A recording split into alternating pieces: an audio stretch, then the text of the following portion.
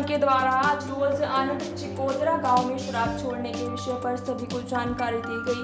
शराब पीने से उनका ही नहीं उनके परिवार की जिंदगी तबाह हो जाती है। भरत पंचोली और उनकी टीम के द्वारा सभी गुजरात के राज्यों में अलग अलग शहरों में गाँव में ये जानकारी दी जाती है। आज शराब छोड़ें और अपने परिवार का ख्याल रखें। दिग्दर्शक कलाकार गुजरातना हजारों गामडाओं 1980 आ कार्यक्रम अमे करीए छीए।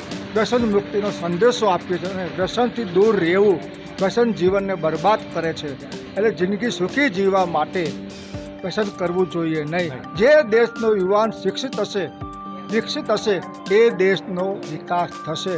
तो देशने आबाद करवो होय जीवनने आबाद करवुं होय तो व्यसनथी दूर रहेजो।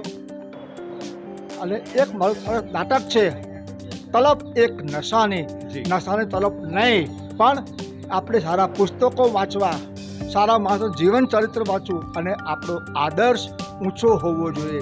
जिंदगी अमूल्य छे, जीवन अमूल्य छे, व्यसन नहीं।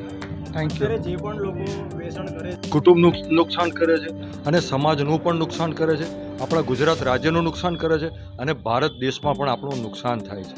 આ સમજીને આપણા યુવાનોએ જાગૃત થવાની જરૂર છે।